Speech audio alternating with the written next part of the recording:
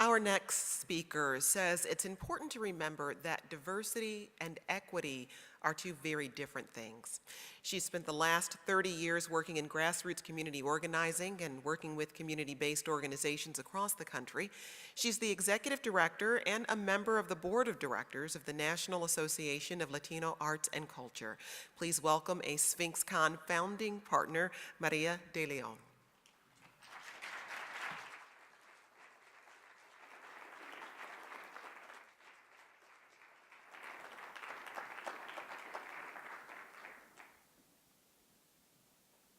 Good evening, everyone. It's an honor to be here with you, and I want to thank Aaron and Sphinx for the invitation. I look forward to the conversations that will happen later today and over the next few days about diversity, about equity. And I'd like to begin first as we talk about the vibrancy of art and the innovation that happens in our communities. Just to tell you, for those of you that are not familiar with NALAC, we are a national service organization that provides support to Latino artists and Latino organizations working across all disciplines. We provide professional development, leadership training, grants for artistic production, and we do a lot of advocacy work, and we work across networks with other communities of color. We work closely with Native communities, with Native Hawaiian communities, with African American communities, Asian communities, and other marginalized communities across the country to really begin to advance the conversation about equity beyond just diversity. But I'd like to just let you see some of the diverse and beautiful work, innovative, traditional, contemporary, that's happening out in Latino communities. For example, the Borderlands Theater and Círculo Teatral are doing a partnership around theater, and we support that. Calpulli Mexican Dance Company in New York is doing beautiful, vibrant work. Filmmakers such as Betty Bastidas from Brooklyn, Contratiempo from Los Angeles doing beautiful contemporary dance. Quinteto Latino, which is from California, partnering with many other organizations, music organizations across the country, and other many diverse practices that our artists are creating in communities and helping to shape community. And today we wanted to talk about equity and how we operationalize that in arts and culture. How do we really make it happen? How do we make it happen now? How do we begin to work around that? And I want to tell you just a little story about an urban center. And this is true.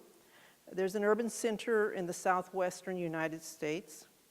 This city is a majority city with Latinos making up 64% of the population.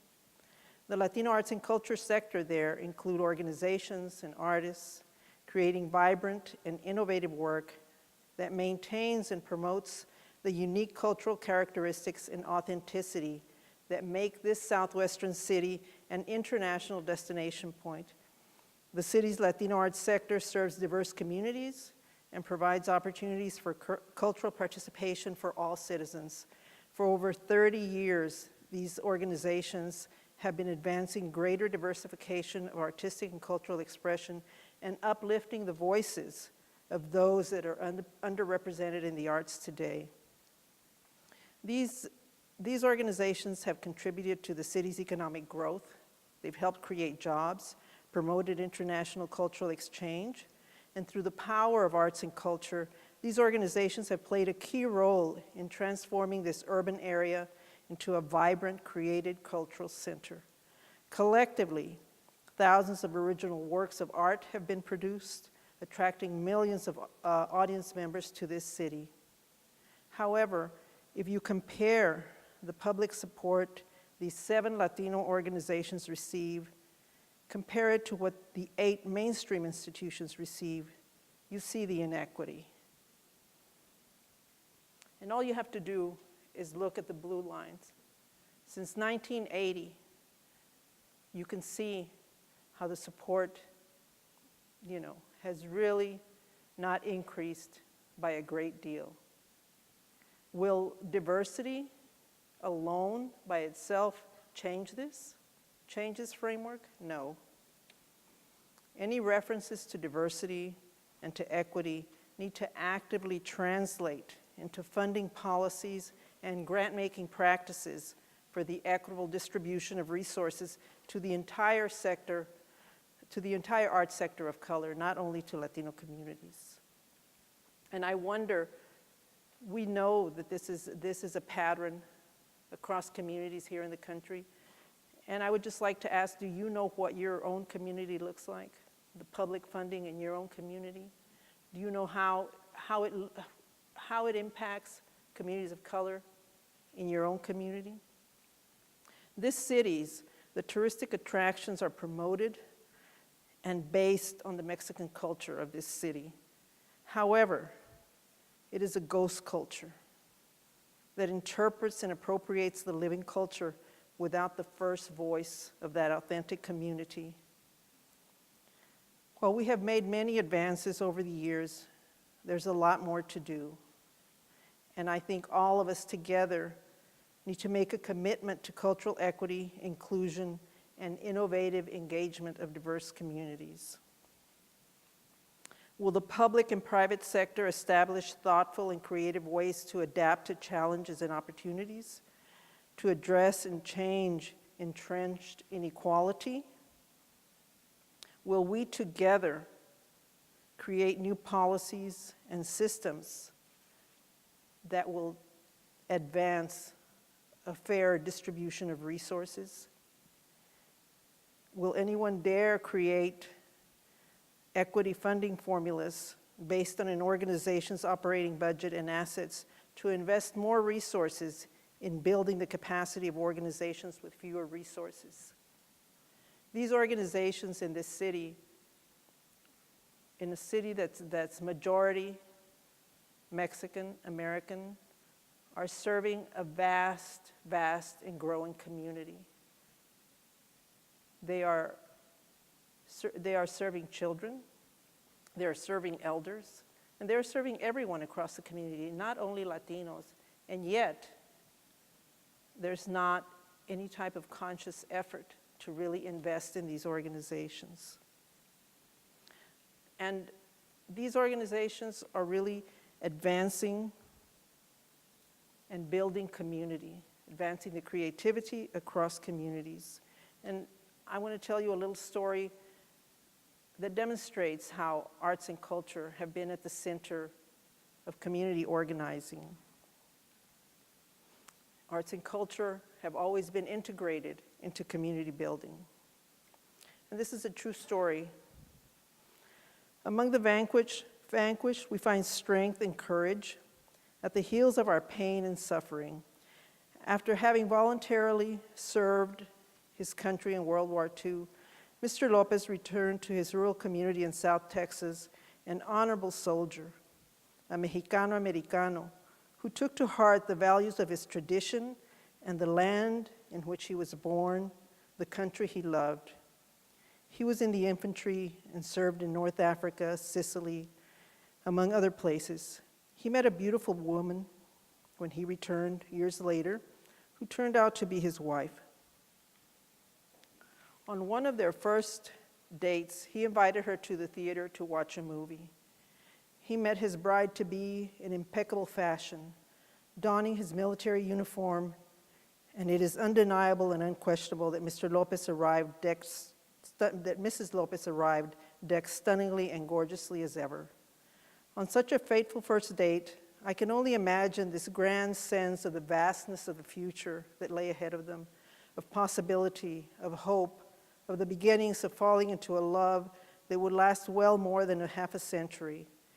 And as they entered that theater and sat in the front to enjoy a movie, they were asked to move to the back of the theater. They were asked to remove the dignity that they wore.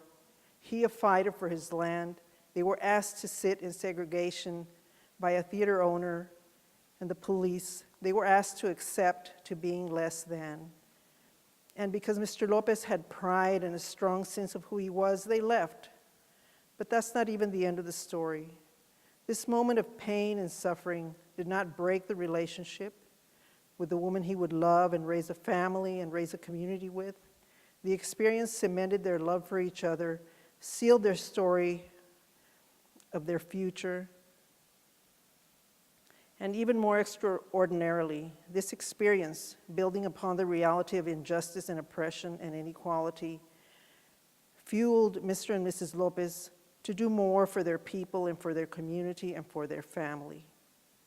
And always, arts and culture were at the center, were integrated into the work they did in community. Many years later, in the 50s, Mr. and Mrs. Lopez were part of a community fight to desegregate the local school system. Later in the 70s, they and other families led a walkout, a school walkout due to the unjust treatment of Chicano students. And arts, again, were always central to community organizing work.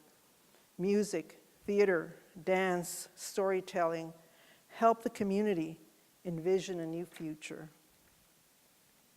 Mr. and Mrs. Lopez were warriors for social justice, and this made them stand up for what was right, always. They were masters at turning adversity into determination and strength. And as such, they are the gauge by which your family and their community measure their moral compass. They are the true north. The Latino, African American, Asian, Native American people are the story of resistance and change, and arts and culture is at the core of our work. Like Mr. Lopez and so many others, will you join in the work to bring equity and justice into the arts? Will you help make this a reality? If we work collectively, we can achieve this. Maybe not here, maybe not right now, today, but just a little further down the road. Thank you.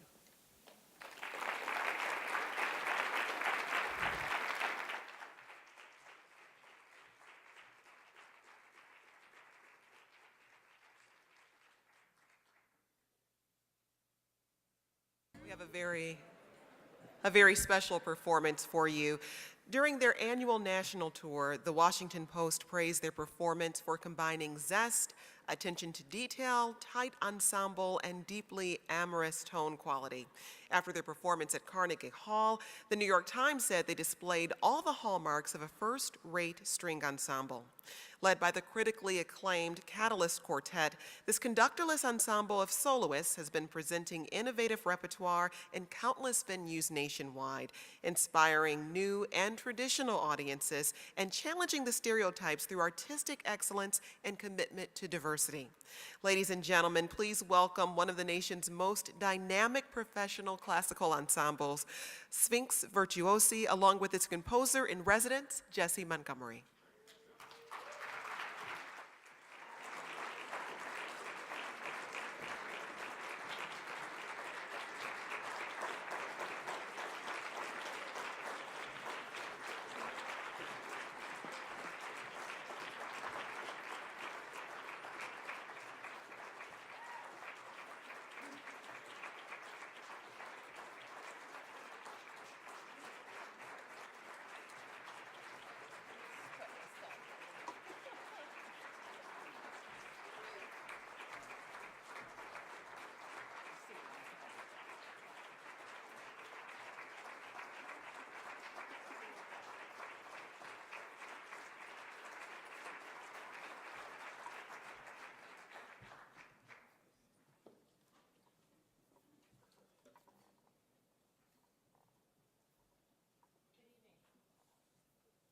Good evening. Thank you all for being here, and thank you to the Sphinx staff who make this important conference happen, and especially thank you to Xavier Verna, who I know works very diligently to coordinate all of the events that you'll be attending this weekend. Thank you, Xavier. My name is Jessie Montgomery. I'm a violinist and composer. And I'm proud to say I've been a member of the Sphinx family since 1999. Yes. Jared, can you hold my bow? Thanks. It has been a wonderful weekend so far of reunions and outstanding performances. Congratulations again to the junior laureates for your amazing performance this afternoon. Thank you so much for your artistry. Amazing. I have friends in the group here. Okay, thank you. I thought I would begin with a short introduction of my history and affiliation with the Sphinx organization and how I came to stand before you today. I first competed in 1999 as a junior semifinalist, of course not realizing at the time how significant a role Sphinx would play in my musical development in the years to come. I had such a genuinely fun experience making new friends and networking that I came back in subsequent years to compete 3 more times as a senior laureate, senior division finalist and also laureate, which led then, of course, to numerous other opportunities within Sphinx's programming, such as performances in many of their outreach programs in both Michigan and in my hometown of New York City. I serve on the faculty for the Sphinx Performance Academy. I've performed in the Sphinx Symphony. I am a proud member of both the Catalyst Quartet and the Sphinx Virtuosi. And then there's my most recent appointment as the Sphinx Virtuosi Composer in Residence. So, as the saying goes, I am Sphinx. One of the main goals of the Sphinx Virtuosi Composer in Residence program is to add new works to the repertoire that further diversify the palette of American music. This is an opportunity for all of us to ask some important questions. These questions will affect how we see ourselves moving forward as classical musicians in the 21st century. What is American classical music today? What does it sound like? What does it look like? Whose story are we telling, and how do we want to tell it? And finally, who is listening? These questions help us envision ways of engaging directly with our audiences through the music we create. And they help us reflect on our own backgrounds as they relate to our various listeners. Our audiences are changing. They aren't just getting older, they're also getting younger. They are reflective of a wider range of cultures. And I'm not just being an optimist. I've seen it on tour with the Sphinx Virtuosi every year for the past 6 years. These are the people we are speaking to. And it is thanks to Sphinx's efforts in audience development that many of these new audiences do exist. Through the collaboration between myself, Sphinx, and the Sphinx Virtuosi, we will work to develop new repertoire that is culturally reflective and relevant, that will help to keep these fresh, young audiences engaged and looking forward to what a life in music has to offer them. I want to thank Afa Siddiqui and Aaron Dworkin especially for providing this invaluable support system and for being like a second family in my musical life. And also Linda and Stuart Nelson for their commitment and their support of the inaugural Sphinx Virtuosi Composer in Residence program. And of course, a humongously huge thank you to the Sphinx Virtuosi for your generosity, your musicianship, and for being the familia that I couldn't live without, I think. Thank you. A quick word about the piece we'll play for you. It's called Strum, and it's become a bit of an anthem for the Sphinx Virtuosi and for the Catalyst Quartet. It was performed extensively on our tour last fall and remains a staple in the Catalyst Quartet season offerings. I wrote it originally in 2006 for cello quintet. The piece went through several revisions, resulting in the final version you'll hear this evening. So, a little bit more about that is it's actually based on some American folk-like kind of playful melodies. And at the time that I was writing the piece, I was learning the Dvorak American String Quartet, so you might hear a little bit of that influence in there as well. So thank you all again, and here we have Sphinx Virtuosi with Strum. Thank you very much.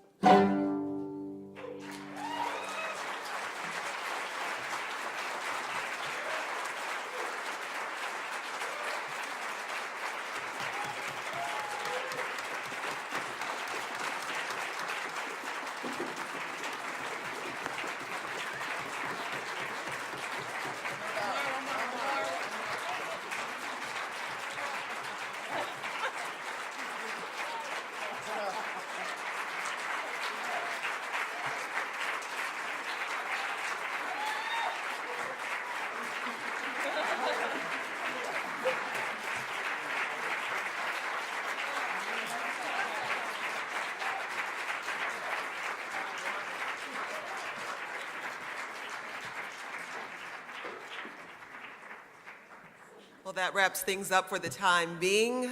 If you are looking for places to go to dinner, there's a great list in your program. We will reconvene here at 8 o'clock this evening for the Arthur L. Johnson Memorial Series featuring this year's award recipient, Simone Shaheen. We'll see you back here at 8.